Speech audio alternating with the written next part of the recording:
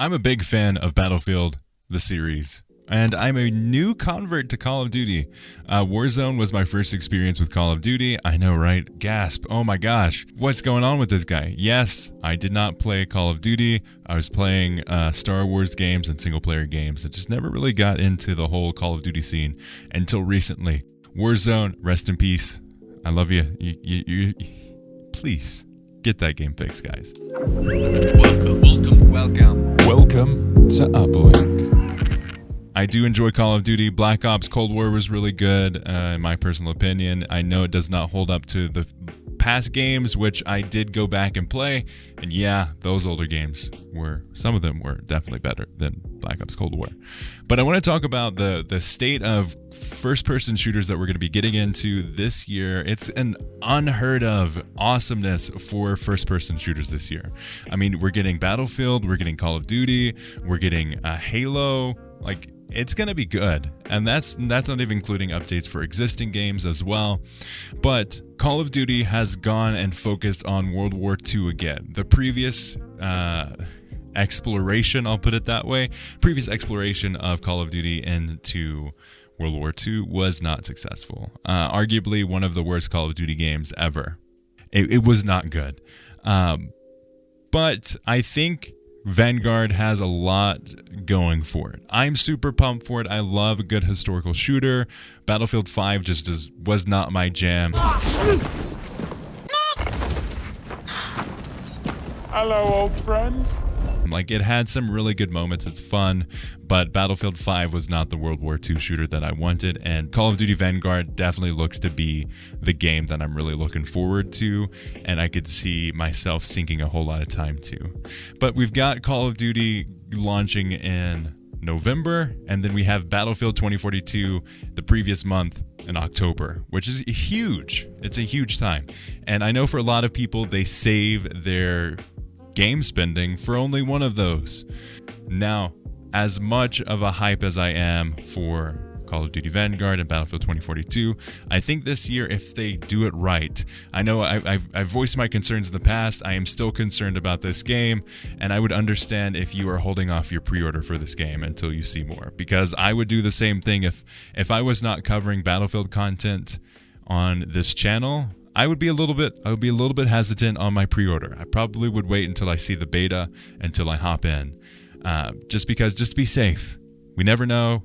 I mean, it is DICE, it is EA. They could change things from marketing to launch.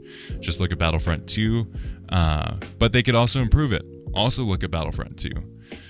So I think there's hope for both games. I am concerned about the lack of gameplay we've seen for Battlefield 2042. While even Call of Duty Vanguard, we're seeing, which is getting released a month after Battlefield 2042 we're already seeing some gameplay. And I don't know if we've seen multiplayer. If we have seen multiplayer, I have not seen it. But it is, we've already seen gameplay of the campaign. We're getting a lot of details on that. So I think it's just a weird mix of these two game franchises. Call of Duty and Battlefield are two very different game franchises. They are competitors, but they're trying to attract a similar audience, but maybe a different kind of player. Call of Duty has that really tight gameplay, while Battlefield, on the other hand, has more of almost, I'm going to use this word, but I don't mean it in a negative way. A little more arcadey in its floatiness of the weapons. It's not as tight as something like Call of Duty games historically.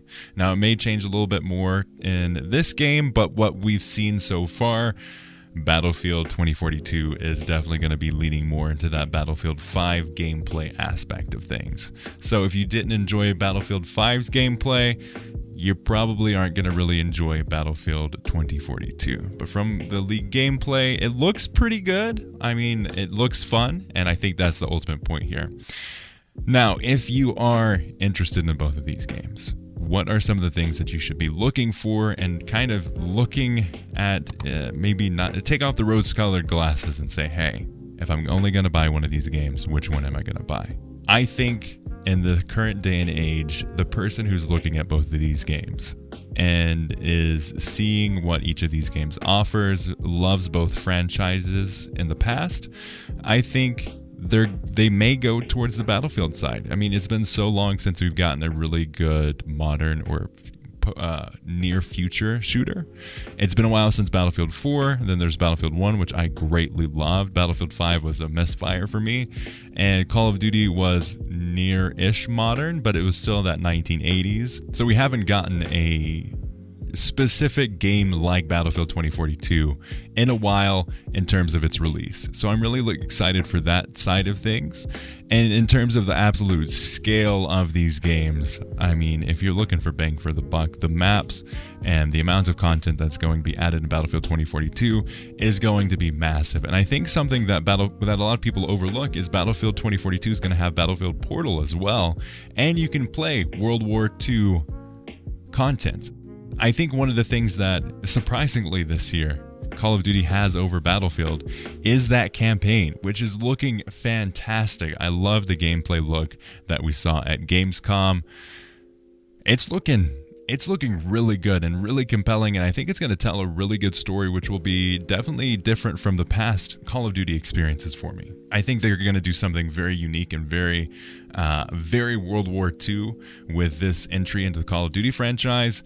And I think if you're looking for that area of things, Call of Duty Vanguard has your back, and I think you should go for that. But it all comes down to the type of game that you play. Are you really looking for that multiplayer and don't care about the large-scale experiences? Call of Duty. If you really want those large-scale experiences to feel like you are a pawn in a massive game of chess, Battlefield 2042 is your game. But if you want that customization, Battlefield 2042 is also your game. Because they have Battlefield Portal, you have that customization to make pretty much any game mode that you want with that. I'm very interested to know what you guys think in the comments. Let me know, and I'll be interacting with you all as well. Which do you think is going to perform well? I think Call of Duty is definitely going to sell more, but it may have lost its edge against Battlefield in terms of critics, depending on the gameplay that we see and depending on how robust that experience is. Because we're seeing the largest maps in Battlefield history. We're seeing 128 players. They have a lot of large scale, but they may miss out on some of the smaller things. Let me know down below in the comments. If you are not subscribed, definitely do consider subscribing. If you like the video, please do consider liking. If you dislike the video, the other button works as well. Just let me know in the comments, and I'll see you on the battlefield.